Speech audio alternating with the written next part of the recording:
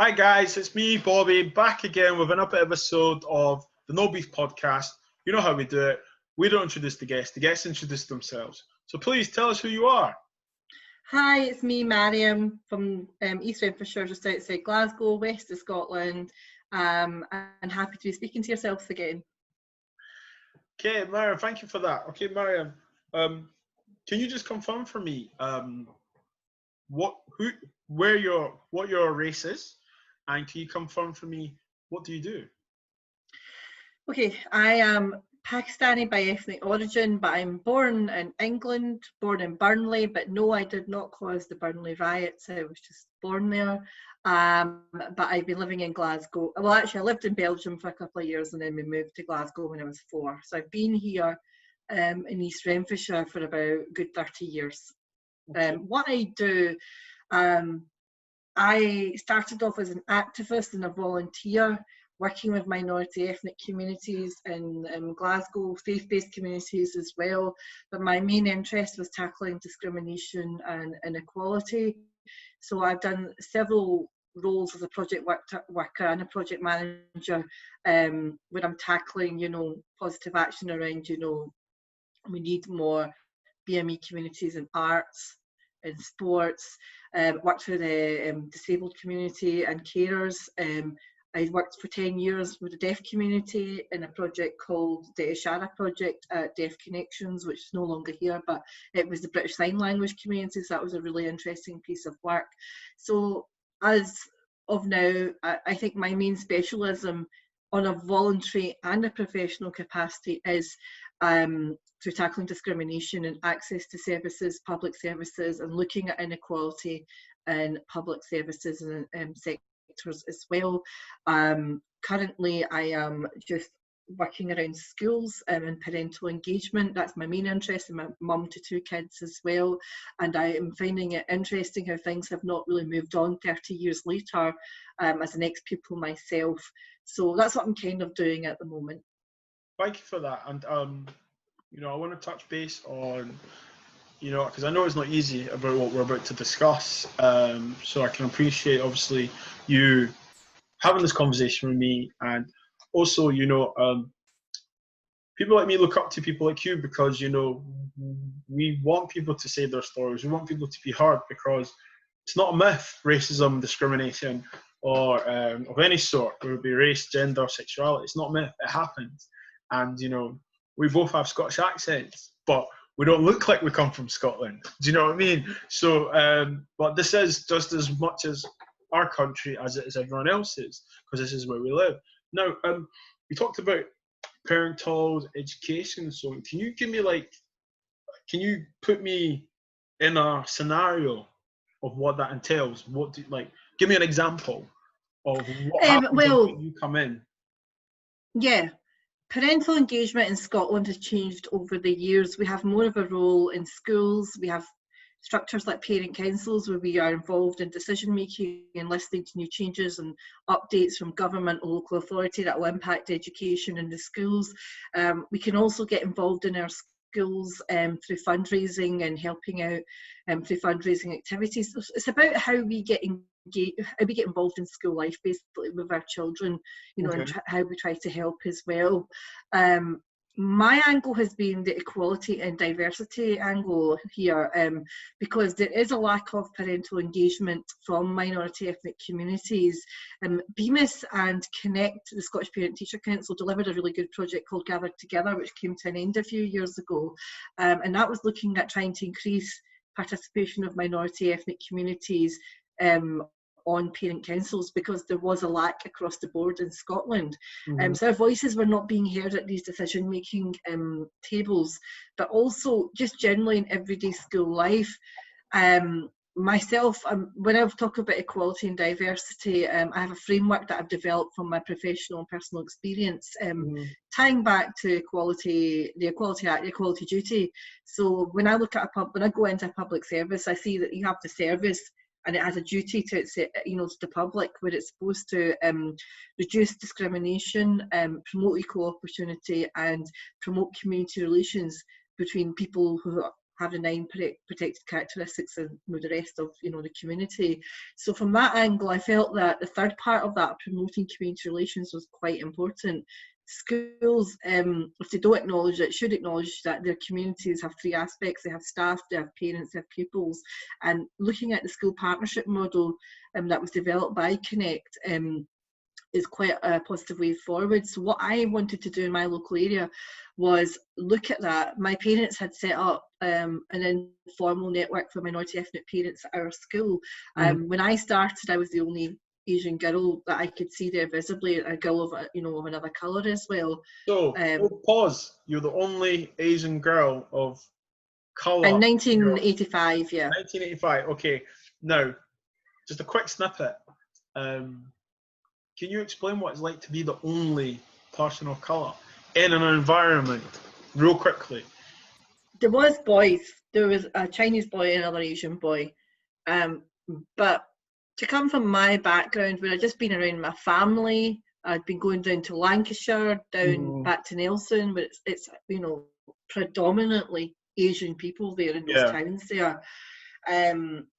And to only really just sort of go to the mosque on Sundays, where I just see the Muslim community, because when we moved into the area, it was a lot of elderly people that were living here. There wasn't so many families at that point, so we hadn't really had a chance to sort of socialise and mingle with people in the local community. So when I went in, it was really daunting and scary when you walk into the classroom and you see that everyone, you know, is a different colour and all the same colour, and I'm not.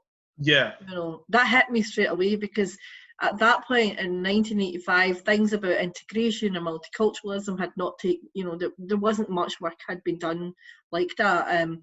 And obviously, at that point, I was the only girl at that point, you know, was from another colour. So I acknowledged it at the start, and it did scare me a little bit, but I thought, well, just get on. You know, I'm the eldest of 6, so, you know, for me at that point, it was like, at least I'm getting out the house away from all of them, right? So I can get and try this place. But it was a wee bit nerve-wracking. And to be honest, it was very difficult, because it was acknowledged. I was made to feel it. I was subjected to some abuse as well when I was at that age as well, where other kids wanted to experiment. I was the social experiment. You know, prove that you're the same as us. How are you the same as us? You're so different. You're so this and that. The word jobby would come out. You know, and it was all about my colour, skin tone, the hair that I had on my legs, my arms, above my lip. You know, the moustache. These things were looked at, were commented on. You know, and I was pretty much, after being experimented on, which is what I felt would happen, was then just kind of left to the side to kind of fend for myself. You know, if anyone tried to make friendships, it was always very fake. People would come into my lives just to find out more, to make fun of me, and then go back. I had friends come into my house, you know, just come to my house and then go back and talk about me, and like, oh, her house smells, it's got this horrible smell in it, and her family like this, and a dress like that. You know, and it was constantly like, I was trying so hard to be accepted and to belong, but no matter what I did, I was never going to be accepted. So it was really hard. That makes me really sad, and like really like teary, because I had the same. I know all my cousins had the same. You know, and it's daunting because you're a woman. You know, and it's like, not to say it doesn't make you any less or any more, but you know, like,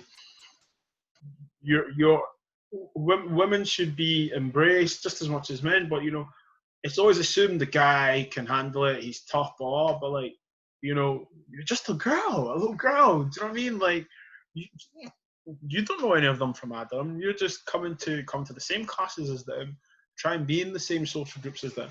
You know. You know, and like, I heard something the other day, Maryam, and someone said to me, "Oh, Bobby, I don't see colour." So I said to them, "Do you drive through a red light?" And he looked at me, "What do you mean?" I said, "Well, if you don't see colour, I take it you just drive through red lights." He goes, "No, of course." I was like, "Well, you do see colour then." So you choose to acknowledge. And this, my point is that, like, people choose to either acknowledge us or be ignorant. And when some people do acknowledge us, it's to make fun of us. And I'm sorry you had to go through that.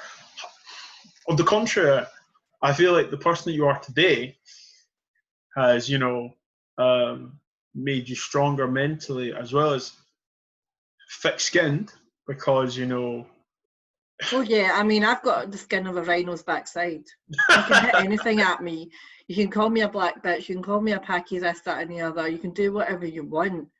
I'm from west of Scotland. You're going to get as good as you're given here. So it's just Good. like, be prepared. No, it's good. It's good. And I just want to ask you, like, as a child and also as a parent now, right? The conversations you probably had, probably the conversations you're going to give. And when I say that, I'm not talking about be nice to everyone, make sure you say please, make sure you say thank you, share and stuff. I'm not talking about those conversations. Be quiet when the teacher's talking. I'm talking about conversations that you will be subject to name calling. You will be physically harassed. You will be emotionally drained. You will be tried mentally. After all of that, don't do anything. Smile at them. Come home safely. This is what I'm trying to install. This is not the conversations that some households have. These are the conversations that we've had, we've given. I pray to God that my son's 2.5 years old, but I'm not naive. He's mixed race, but I'm not naive, And like, what is that? What is that like? For the people that are watching and listening, what is that like knowing that from a young age, you're already having to control your mentality, your emotions, not hit back if someone wants to physically hurt you. I think back in 1985, I never had that conversation with my parents because they didn't even know they had to have it, because my mom had been brought up in Nelson since she was 7 years old. There was a huge Asian community, and as we may be aware, racism in England is more overt, but the only benefit, and this is the only benefit, is at least people say it to your face and they're direct, and Yes. Whereas in Scotland, it's so indirect. It's done through exclusion, making barriers, attitudes, silent treatment. So for my parents, my mum never expected this to come, because the kind of racism that she dealt with was so different. It was just, you got beat up, you were a packy, you were this, you were that. That was it. But it never went below the surface, it never went to psychologically picking away at you there. So my dad was from Pakistan. He'd never been to school. He couldn't, he was just working hard all the time. Although in parallel, me and my dad have had more in common, in the sense that he was an Asian man who had to start small and make it big here in Glasgow, and the battles he had to face as I can well, imagine. and the alliances he had to make to create that safe business space.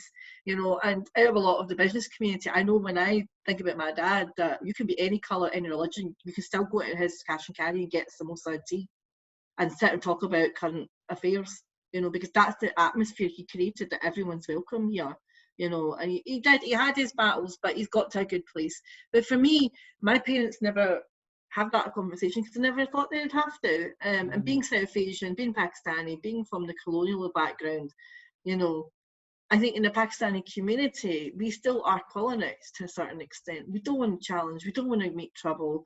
We accept it as a way of life. We still hear the conversations about it's their country, there's nothing we can do. What can we do? This is the way these people will always treat us.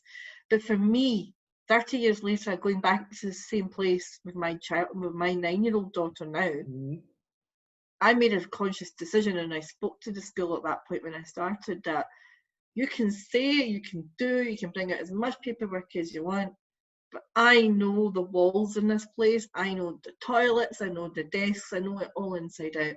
I will be taking my children's hand and I will be walking them through that all.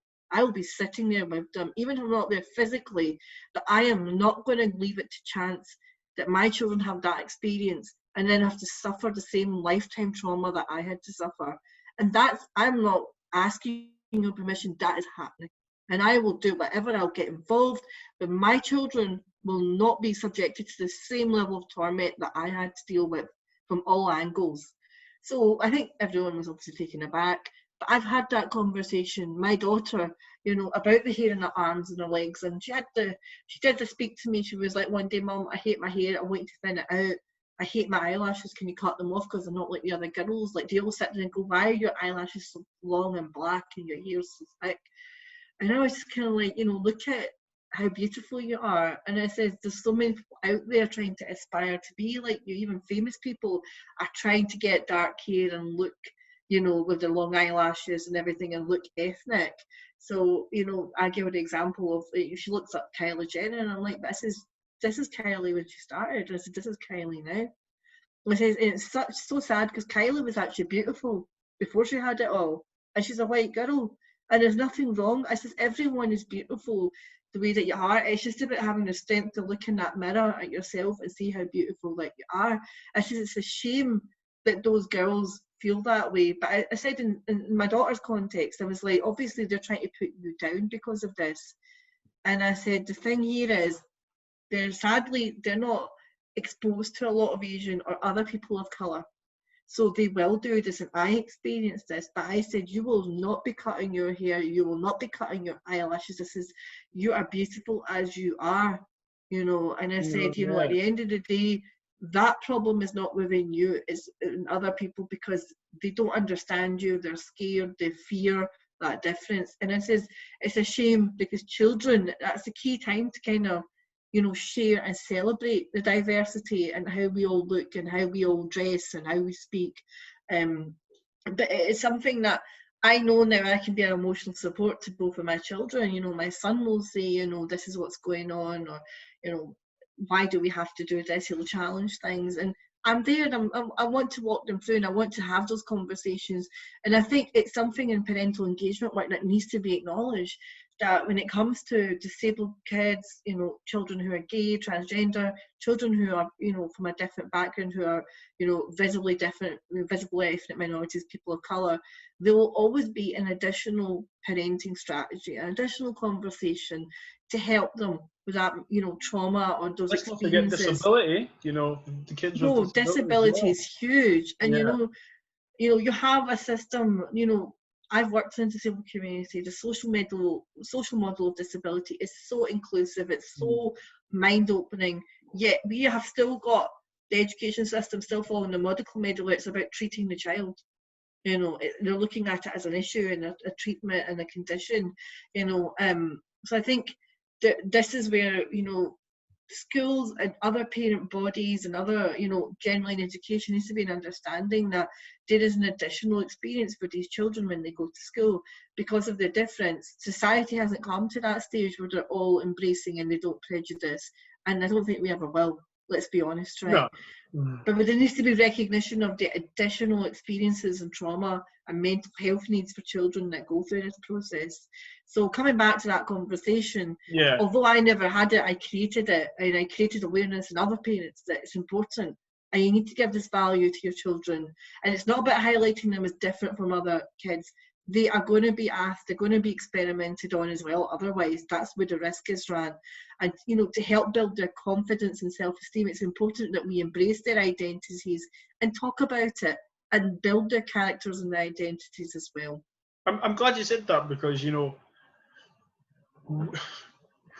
if we all look the same, we'd live in a very boring world, okay, in a very bland world, you know. If we all like the same stuff, it'd be very, very boring and plain sailing, you know. You know, we're all different ingredients in this world that make the world so beautiful, you know.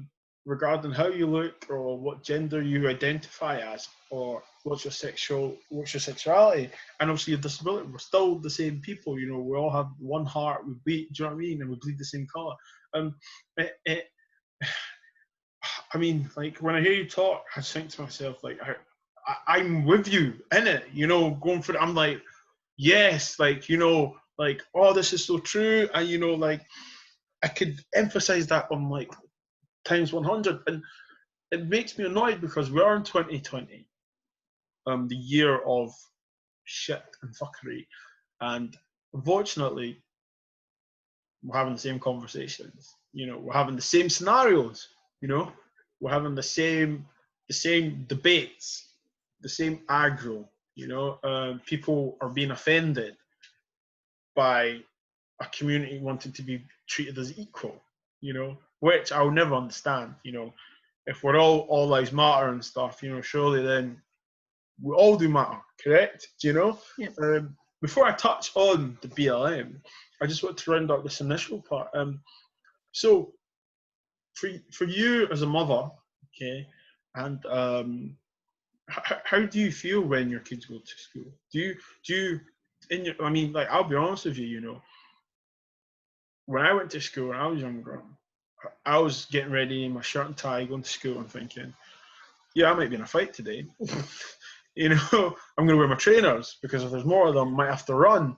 Do you know, stuff like that? Or like, if this guy opens his mouth again, I'm going to hit him. You know, because you know what people don't understand, and when I say people, I mean certain communities, and I'm not saying like the white community here, because you know there are other communities that do that anyone can be racist to anyone in any community or be discriminated against. But what people don't understand is like, see the victim of the person that's going through this physical abuse, mental abuse, emotional abuse, you know, we start to hate ourselves because you think, well, why, what have I done? You know, why do I look like this? Then you start questioning your ethnicity, you start questioning your origin, your culture. And that's when the brainwashing starts because you think, I need to be like them because that's what's accepted and normal, which is completely bullshit because it's not. You know, what is normal at the end of the day? 2 + 2 = 4. Cool, that's normal math to me. That's what I have as normal.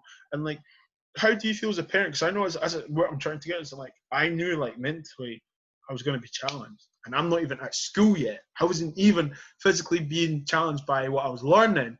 I'm talking about my peers, people looking at me, people from different schools, you know. You know, I wasn't Bobby, I was the black kid.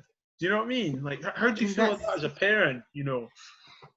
It was the same for me. It was a deep sadness getting up knowing that I was going to be alone in the classroom. I'd be alone in a playground. I'd have to think of games to play or try and think of someone that I could try and tag on to. It was like this whole desire to feel accepted and to, you know, finally be welcomed and be, you know, belonging. And that never happened in my time there. No matter how much of a I learned to put a mask on. That was the other difficulty. So everyone didn't see what was going on. I was just still, because I was being told to smile and get on with it. That's and, what we're told, isn't it? And I was told about, you know, people were trying to make me, you know, and I'm going to say it like this, resilient. I have a huge issue with this word resilient. Okay. Because yes, someone falls down, they cut their knee, they need to get back on and they need to walk. Someone calls you a picky bitch, right? You're supposed to just get up, turn your face and walk away and just keep smiling. The impact is that's not resilience. You know, no matter what, I mean, you have to grow up with that and people saying, ew, why are you like that? And why you got a moustache and you look like this? That's not resilience, but you're forcing it on us because that's your perception of resilience of how, you know, you would maybe deal with your child. Yeah. You know, but, you know, racism is a form of abuse, whether they want to recognise it or not, it is.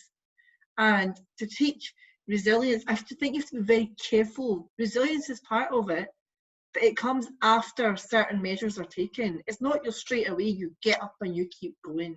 Yeah. You know, I mean, like, you know, I wasn't Muhammad Ali with boxing gloves. I was a 5-year-old trying to survive. So for my kids, when they go to school, I'll be honest, I was terrified because they went back to the same school I went to. So for me to actually think, and I knew it hadn't changed because I had 5 other siblings go through it, and it was the same keeping up appearances, Stepford wife bullshit going on. So nothing had changed. The congregations, everything was still, you know, predominant there. And for me, you know, that culture of, you know, there's other groups that have got higher stakes in that school. Nothing wrong with congregations, nothing wrong with Stepford wives, but see when they come and they take over the agenda or the culture of the school, that's when there becomes a difficulty. Yeah. So for me as a BME parent, I just sat back and thought, I need to do something about this because my heart jumps out every time they leave the house about what could be said, what could be done, and what's going to hurt them inside. And how would they react? Because, like, I know the pain. We know the pain. Yeah, but we exactly. don't want that pain for our kids. It's like, Do you know, sometimes, I always used to get told violence is not the answer, but then I'm like, well, he's not going to say it again to me, though, is he? If he sees me, you know? Well, it's interesting because my wee boy's autistic. Mm-hmm. So I knew that from when he was 3 years old, but surprise, surprise, I wasn't allowed to get a diagnosis until he was 8 years old because it's too young to, diagnose a child. But I already knew.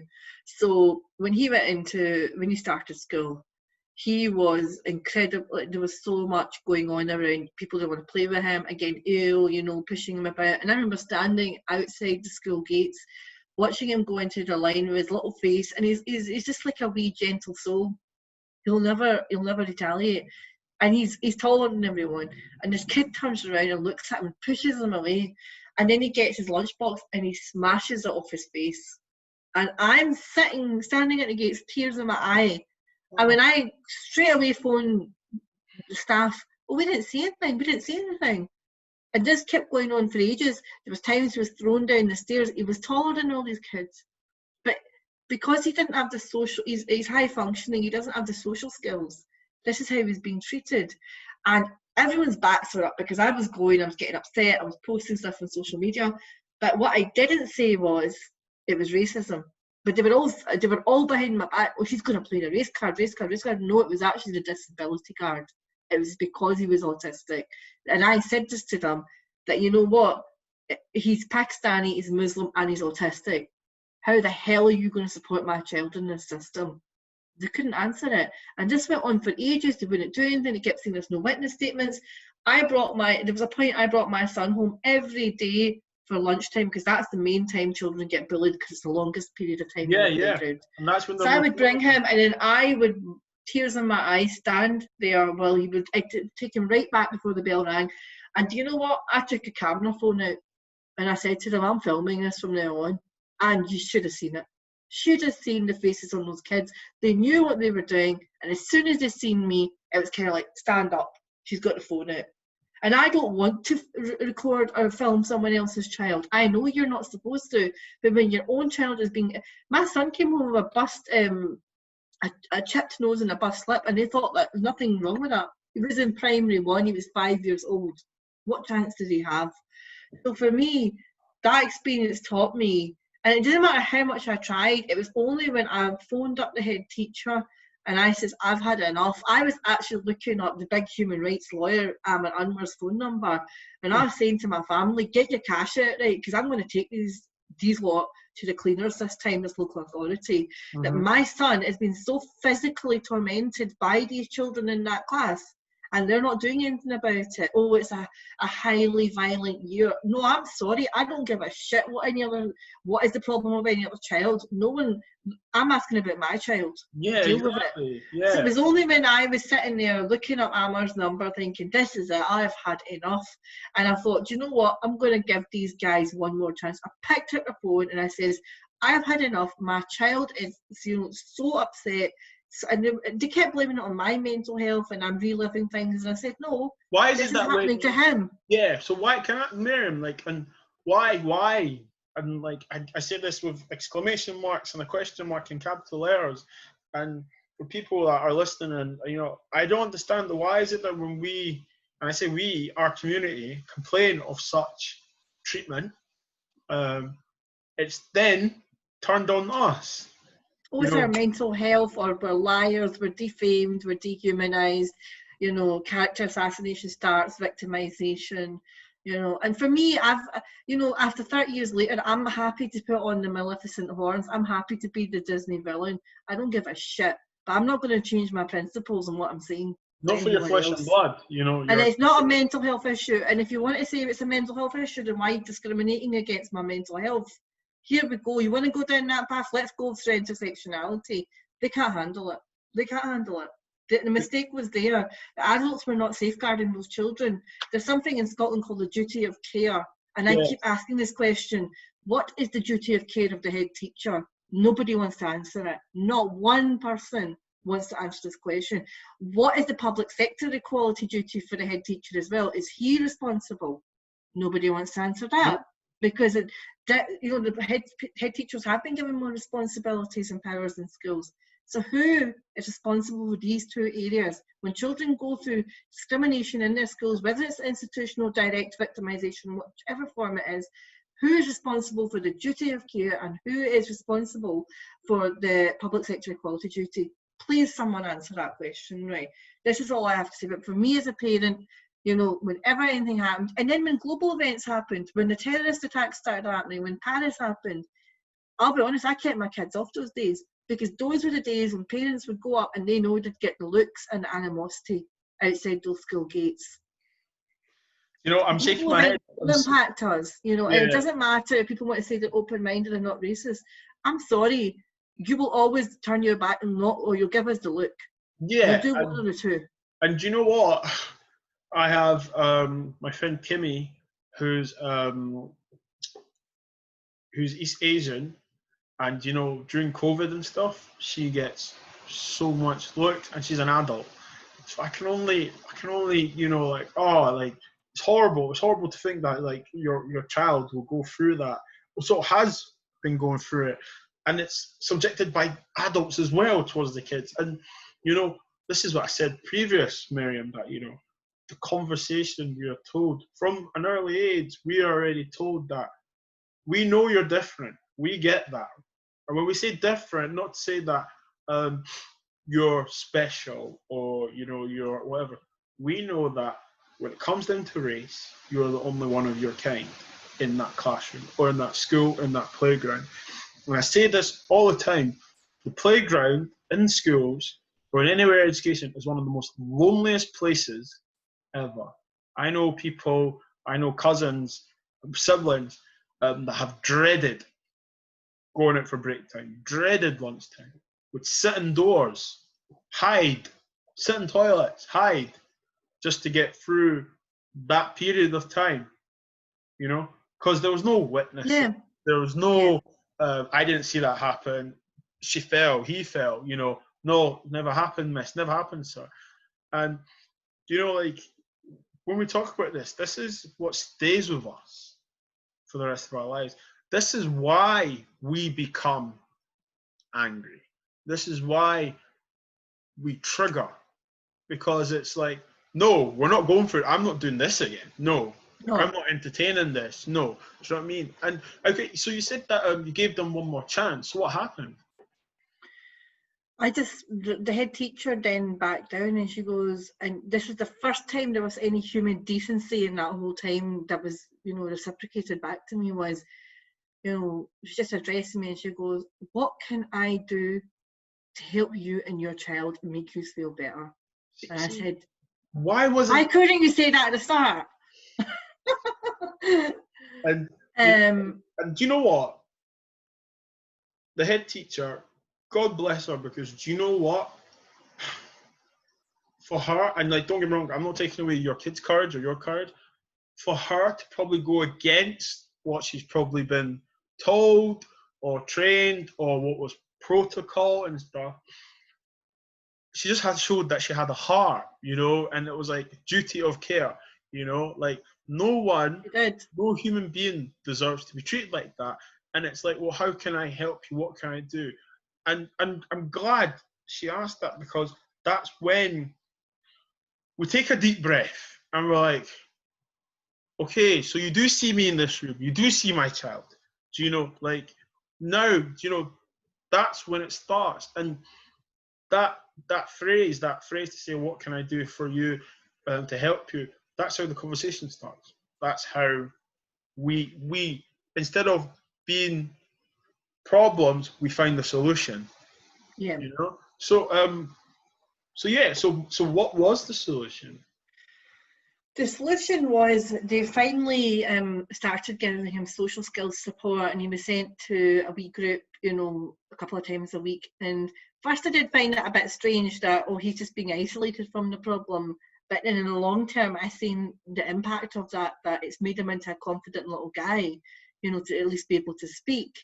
I don't think it solved my problem of how they dealt with me, though, in terms of the institutional perceptions they had of me.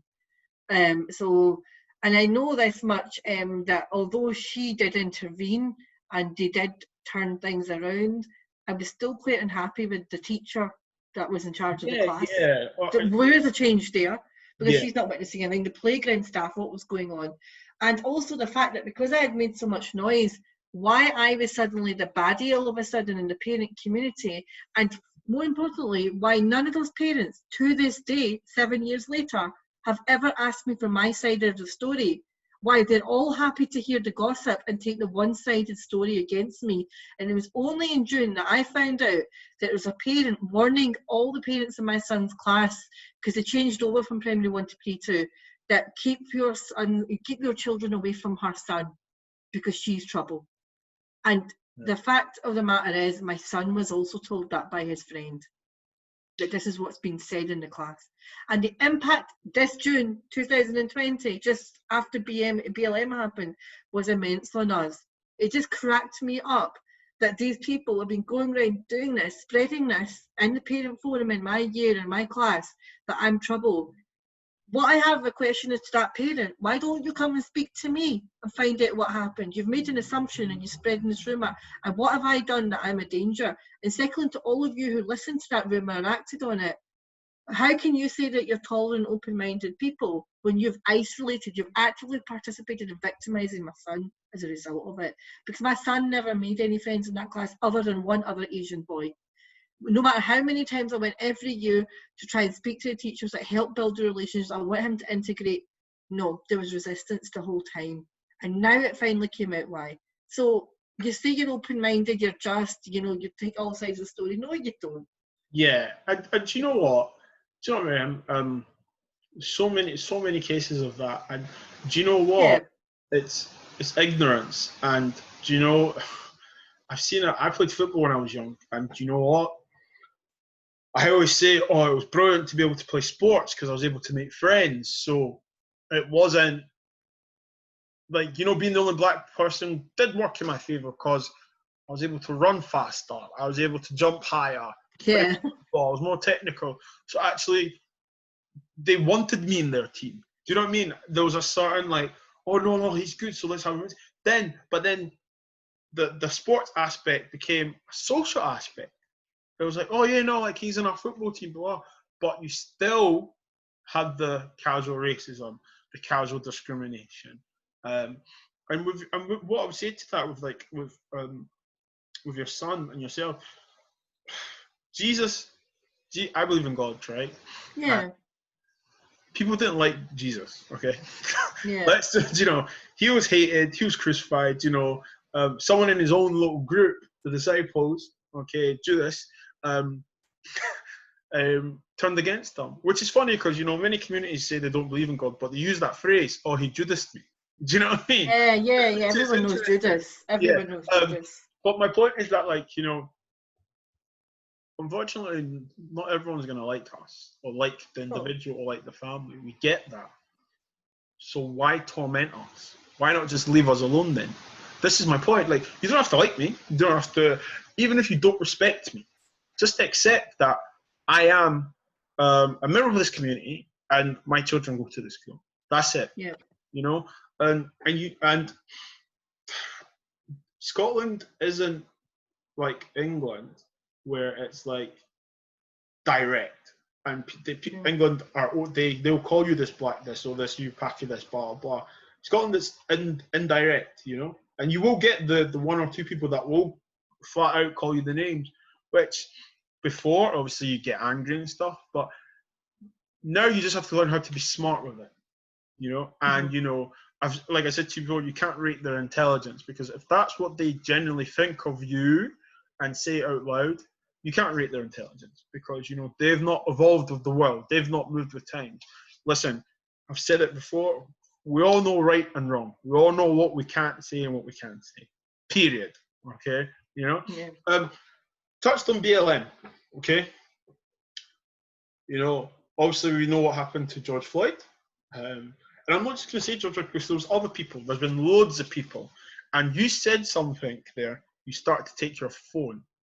Now, I always said this, and then Will Smith tweeted this. Racism has always been happening. Yeah. It's just being recorded. So when you said they wouldn't take my account on the story, or they would only believe that. Well, when it's recorded and it's happening in front of you, you can't ignore it. You can't. And if you do, well, what are you then? Do you know what I'm trying to say? It's like when you said to me, when I'm a parent, I'm thinking about my kids going to school. I'll be honest, I looked up surveillance equipment for my kids from P1. I was going to put a camera and I was going to put a speaker in their mics in their bags or in somewhere in their uniform, because until you capture it, because the thing is, the kids grow up and they understand what's. I only found out over the holidays that my son goes, "Yeah, kids mimic my accent," because he was in a park and these girls were on the swing with him and they were doing the Indian accent on him, the Simpsons one. And I turned around and I said, "What is going on?" And then me and the other girl said, "Excuse me, if you do that again, we're reporting you and we're taking a video of what you just done as well." Yeah. And my son turns and goes, "But this happens to me all the time at school, Mum." And I'm like, I don't even know, they're kids. And the other thing is, even then, I said to him, "So why haven't you told anyone?" And I know why he's not told anyone. Because they will deny it, they will not believe it, they'll not know how to tackle it. This is the thing, and you know what? I've had that before as well. You say this happened, the people were like, "No, it didn't," and then you get attacked. They'd say stuff like, "Oh, you brought it on yourself," or "It's your attitude," or they just won't acknowledge what's being said. They will just attack you, and it's like, are you listening to what I'm saying here? And you know what? Unless you record it or make noise about it, nothing will happen, or nothing will be exposed. And I'm all for you saying that, you start recording it, because do you know what now? We're seeing on TV, on all social media accounts, people of colour being attacked, people being of colour being abused, called all the racial names, being treated completely different. And why? Because of the colour of their skin. Period. Yeah. I don't want to hear none of this, "Oh, they were looking suspicious." Get out of here. No.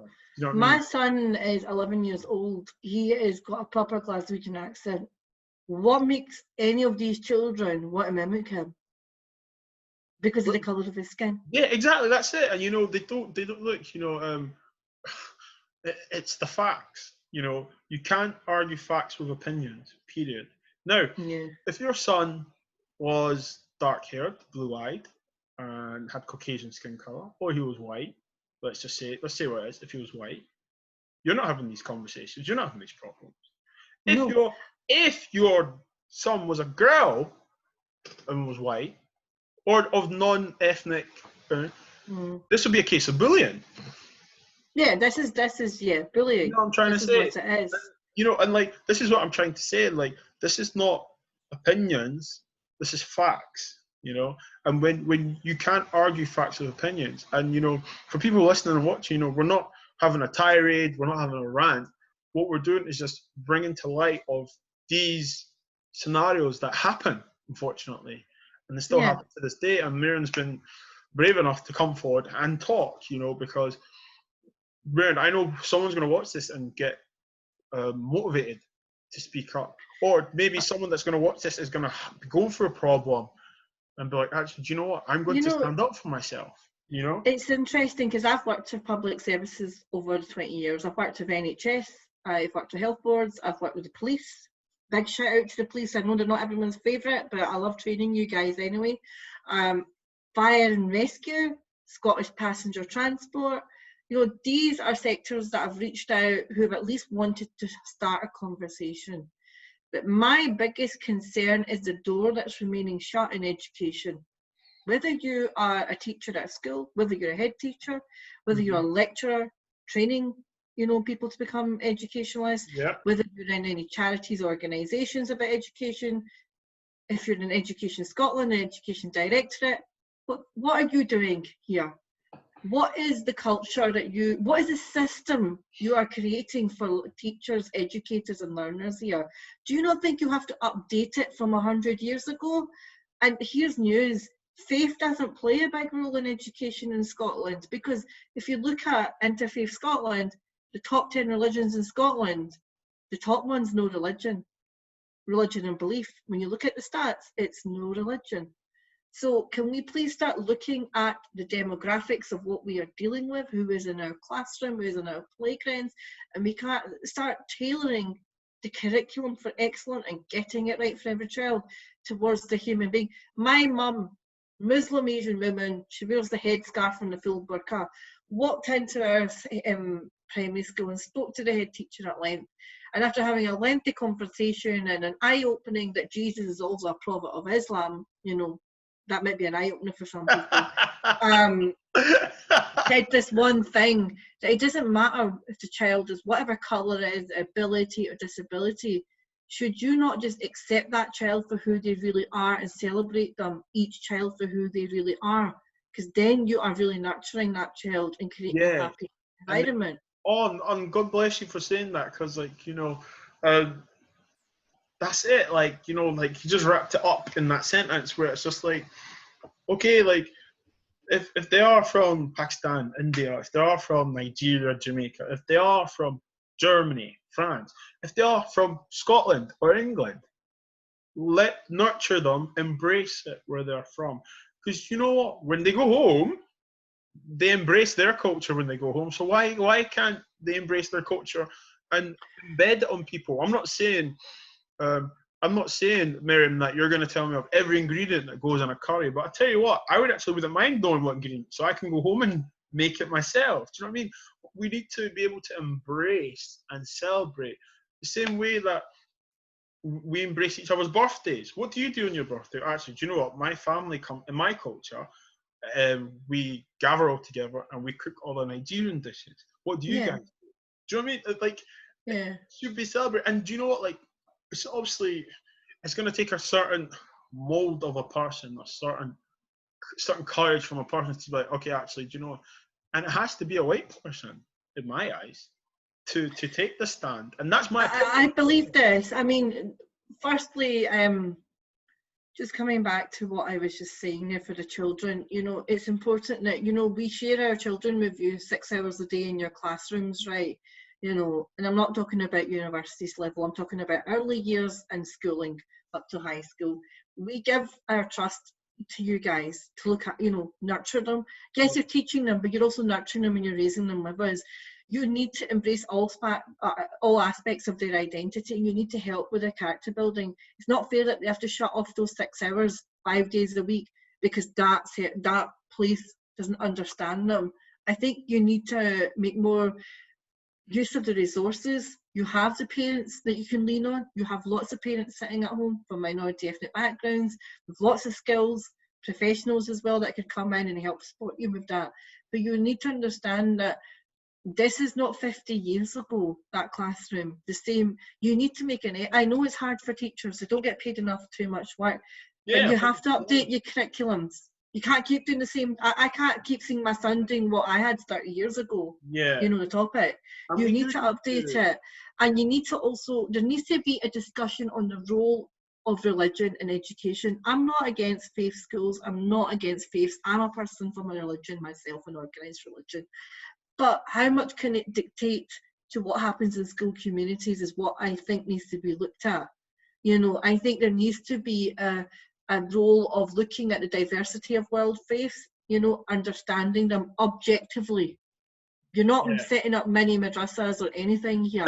We just want you to teach that the name is of the religion and what the follower is, you know, and this is the book. If you can get those basic things across to people, because that demographic is in Scotland, you know, and you need to educate yourselves. You know, so this is something has to change in the classroom. I just feel that educators at the moment, it seems to be something about a moral duty. I'm sorry, this is the Equality Act. There's no moral duty in delivering it. There is no moral duty there. Okay, you have to take on board that's the legislation, that's the equal playing field that they're trying to create, you know, when people access public services. You cannot look at it from those eyes anymore. You can't have those lenses on. All the children need to look at all their individual needs, and you have a responsibility to deliver a classroom which nurtures every single one of them. Not where some of them are running out or not wanting to come in or bullying others. No. Until you recognise and you see the value of each and every child there, with all the differences and all the unique abilities, this problem is not going to go away.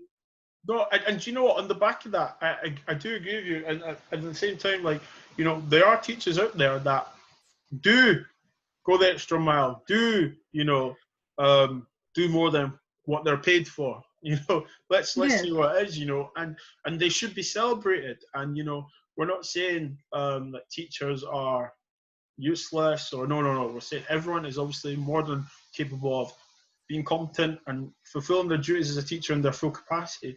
What we're saying is that evolve, you know, the yeah, curriculum evolve, you know, make it more diverse and like make it known that to communities that, you know, different religions. This is why Maryam believes this, because, you know, Muhammad, Islam, and something like that. And then, oh, be like, oh yeah, um, Bobby believes in God. Talk about Adam and Eve and stuff like that. And then yeah, also, but objective, like it's not to be like you should yeah, be. No, we don't want that. No, 100% no, because religion's optional. You know, it's up to you what you do. But if we make people aware, it's like I always say it to it, right? I compare like racism learning about religion to learning a language, right? And I say this to my friends, and I say, especially my uni colleagues, you know, I said to them, I was like, if you want to learn Spanish or learn French, what do you do? They looked at me. I you was like, go to the country, you you either know, go to the country or or you you read find a the book, person. you find the information. Now, Yeah, check this out, Miriam. We live in a world now where on your smartphone, after a few clicks, you can find out majority of stuff. You have a yeah, translator app. If you want to say hello in French, you Google how to say it, it comes up. It even gives yeah, you an app how to pronounce it, bonjour, right? So that energy that we use to try and learn a new language, keep the same energy for learning about someone else's religion. Keep the same energy of learning about someone in your classroom, why they believe and so, what their family time. Because I tell you what, see the minute something is understood, the meaning in the whole classroom becomes a completely different meaning.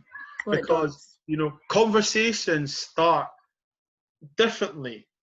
Body language will be so more positive.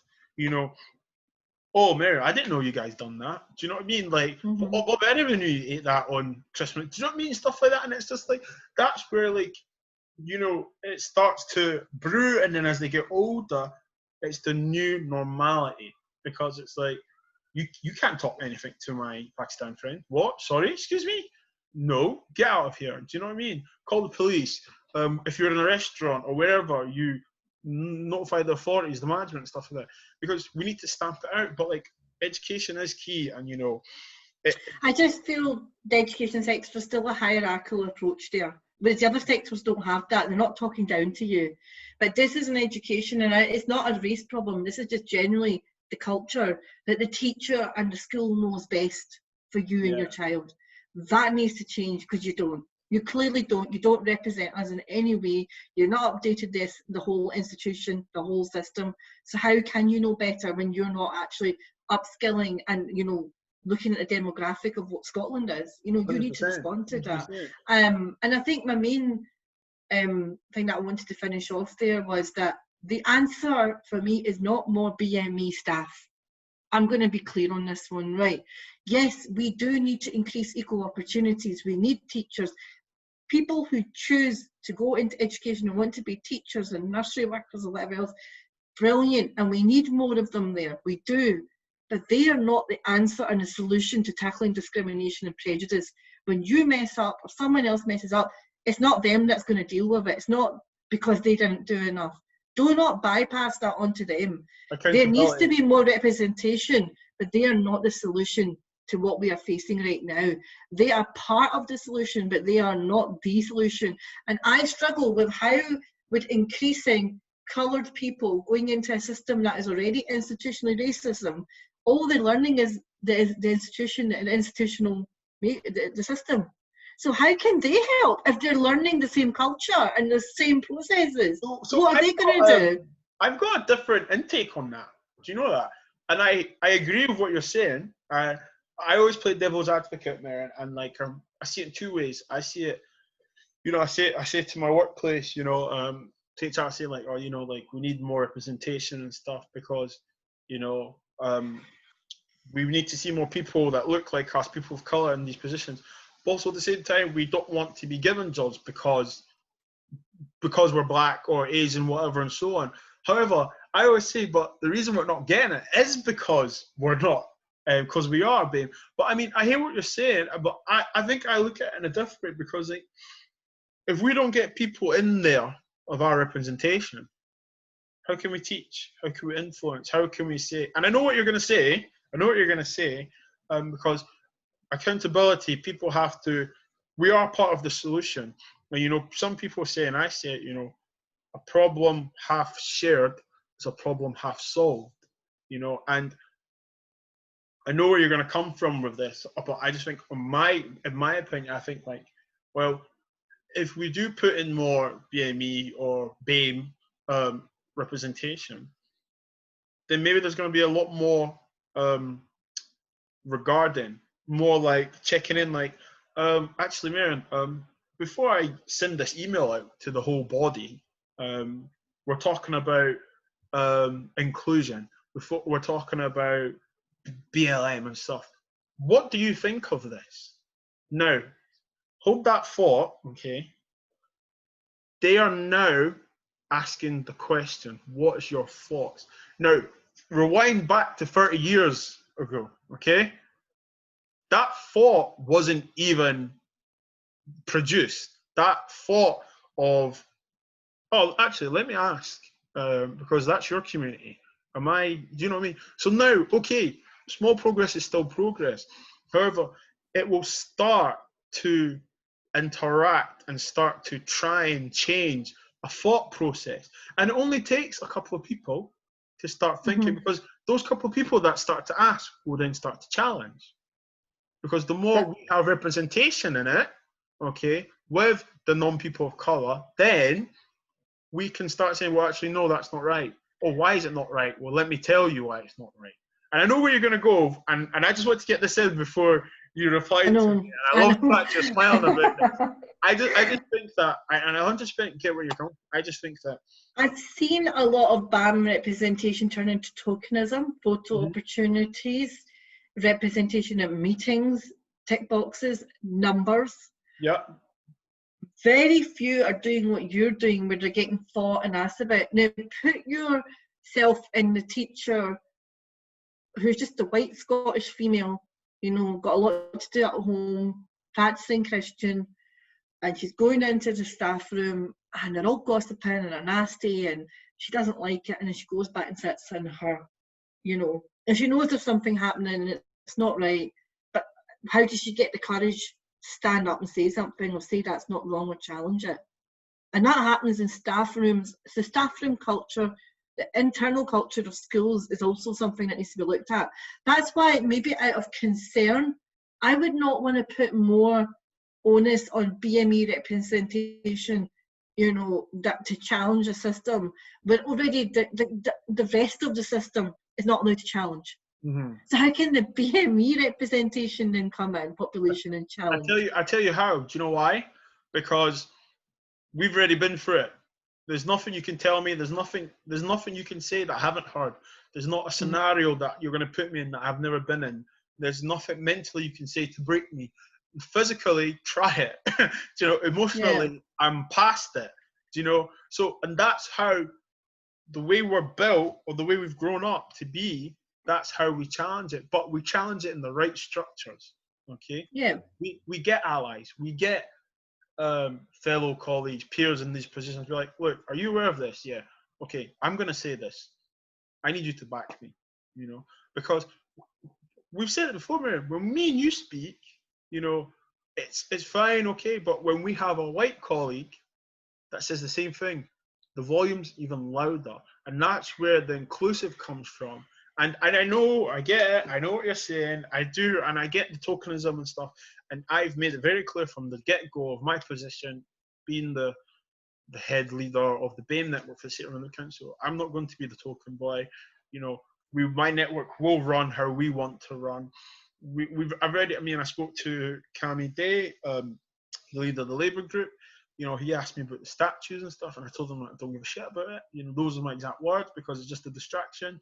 I know many people of colour walked past it and didn't say a thing. I know many white people who walked past it didn't have a clue about it. So that's just an example of my parts. But like, I do feel that an influence of being representative, because they don't know how to deal with a problem. They don't want to. Some people don't want to. Like we said, they don't want to deal with it. They don't know how to. So put people in that look like me and you in these rooms, in these teams, faculties, committees, boards, and say to us, and like, do you know what? Let's put spin on it. I'm going to say how it is. If there's a Abby and a John and a Maryam and a Bobby, and there's a racism case. Okay, guys, Maryam and Bobby, how do we deal with this? What would you do in this scenario? Then me and you'd be like, who wants to go first? Do you know what I mean? Because we'd be like, well, this is what happened, and we look at the text, the data, everything, and we deal with, and we, at the same time while we're dealing, we're also teaching other people, because you said it and I said it, they don't want to deal with it, but then if they're put in a position where actually, no, we have to acknowledge this, because we are wanting to be seen as diverse. We are wanting to see as inclusive. Because do you know what? Like, at the end of the day, if you want to learn Spanish or French, you're going to put yourself in a room with someone that speaks one of those languages. That's the only way you learn. My difficulty is I'm obviously giving the example of schooling. It's not, yes. And what I'm talking about is not reflective of policemen, nurses, doctors, firemen, council workers. And to be honest, the local council I've worked with, they were great. They were really wanting to learn. They were really hands-on until difficulties occurred when I spoke up about discrimination at the school.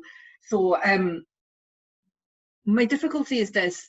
It's not BME teachers or teachers. I'm not having a go at them. It's the system. It's the education system. Oh, no, the education system primes educationalists to see parents as either an asset or a problem. So you're either a do-gooder, getting everything done on a parent council, PTA, whatever. You have this middle ground, a best that never says anything, and then you have the complainers who are the problems, right? People with feedback or concerned. So my concern is, if a racism case comes up from a parent, instantaneously, the parent, first of all, it is a parent, it's in the naughty pile. Secondly, it's a black parent, it's in a third naughty pile over there anyway. There's an actual mindset about parents in this system. We're not treated as equals. We're seen as trouble if we speak up. If we say nothing, great. If we help, we're brilliant. We get some extra perks for that, for being a great parent, helper. But see, if you speak up and you challenge, you're still a problem. And that doesn't matter what colour the member of staff is. The system says you are the problem. And that's my problem. This system needs to be updated before you bring in all your representation and everything else. You're dealing with an outdated system that is not reflective of demographics and doesn't have a healthy perspective on school communities.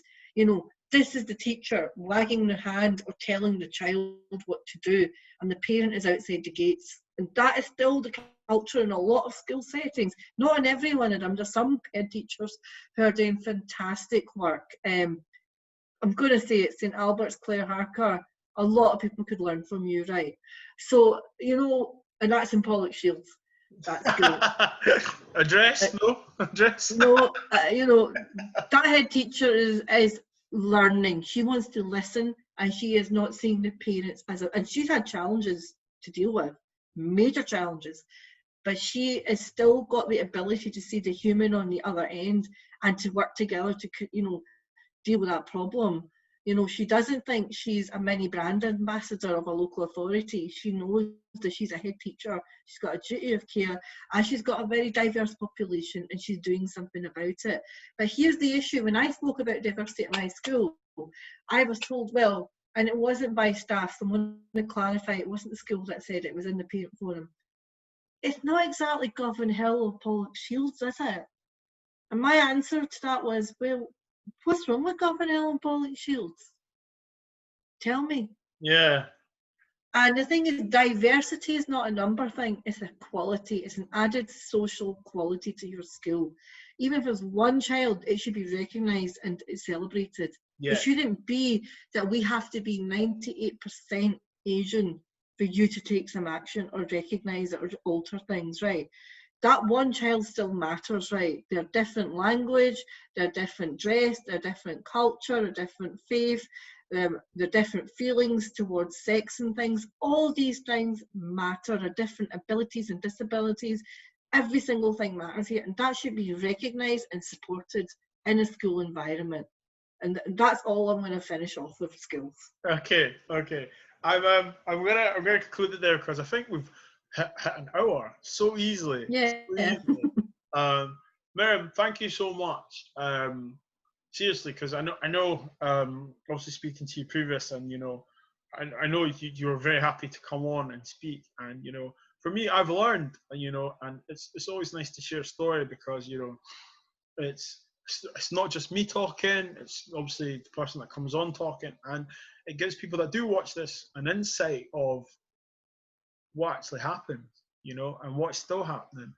And from your point of view, from the educational point of view, I think what you said today and what we've debated and what we've agreed on will be opening a few eyes, and hopefully it does open a few doors and start a few conversations. And I hope so, because the only way to improve or to evolve is to learn, and the way to learn is to listen.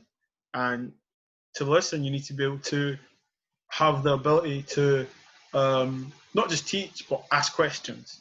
And when you are teaching, making sure these people aren't just hearing you, they're going to put it all into practice. Is there anything you'd like to ask me just before we go? I mean, I had tons to say, obviously.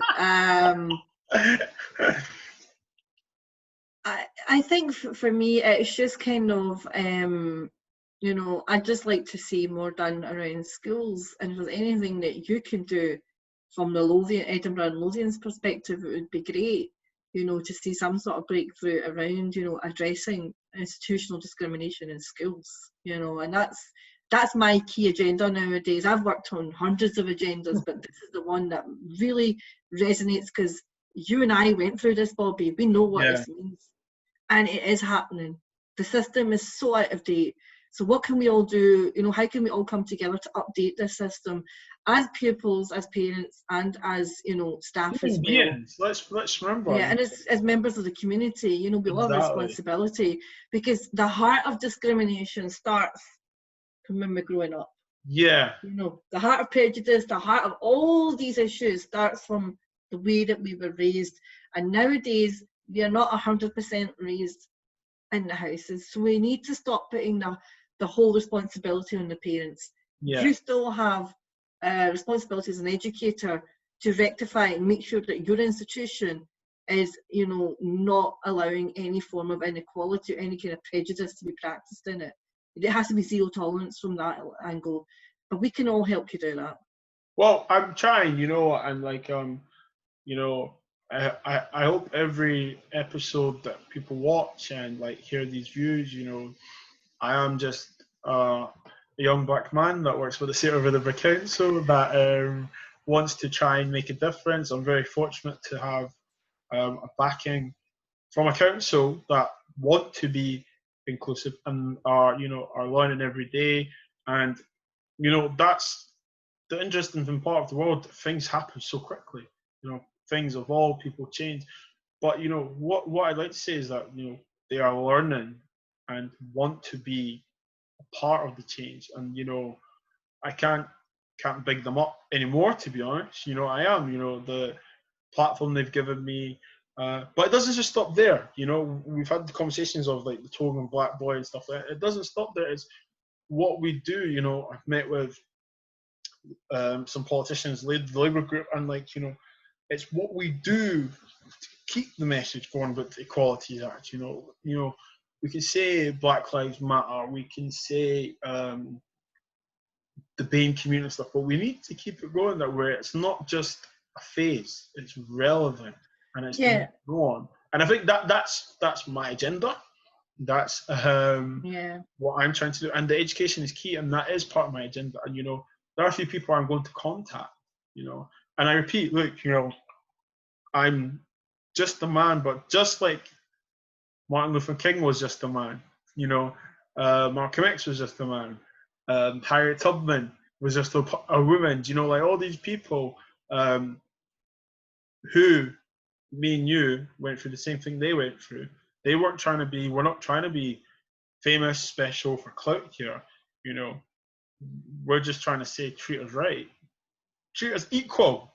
In fact, let's be Exactly. honest, it's equality. And I say this in the tone I'm saying because for the life of me, Maryam, why is this a debate? We just want to not be spat at, not be hit. If you don't like us, no problem. Just don't. You know what I mean? I think, yeah, and I think to finish off on, I didn't really go into BLM. BLM was a hashtag that really, it gave our voices back. That's what I will say. It gave our voices back. And what happened to George was just absolutely uncalled for. Just as it was for Surjit Singh Chokar, for Chris Donald, for Stephen Lawrence. No one needs to be murdered or attacked and treated with such brutality, on the basis of their skin colour. It is just so wrong. But what I would say about BLM is it has helped coordinate and bring back our voices, and it has helped bring safe spaces for people of colour to finally express what's happening to them and to deal with that trauma. What I would like to see happening next is we need to set the Scottish context. I love what's happening around the world, and what America is doing is really leading the way. But we do have a Scottish contact. We do have a context. We have had cases here of Sheikh Obayo that need to still be looked at. We have the Equality Act. We even have our own language. It's around institutional discrimination, indirect or direct discrimination and victimization. This is where the confusion then comes, and this is where these barriers can be put up because of the language. So we need to start setting up the Scottish context of the cases here, the history here, the supports, the legislation, because this is how unfortunately the system works. This is the bureaucracy of it. Mm-hmm. So we need to kind of somehow coordinate that effort in Scotland, and look and hold account, what's going on here in Scotland as well, and learn from what happened after George Floyd was killed. It's so important. But I think BLM has given me my voice back when I was just so ashamed to even try and be myself again and try to pacify everyone else around me. It finally gave me the courage to speak up and breathe again and be 100% me.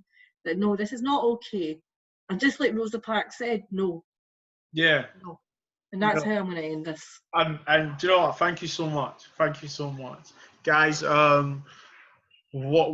Just wow. Just wow. Guys, safe to say there's no beef between me and Maryam. Please watch, listen, like, and share. Thank you. Aye.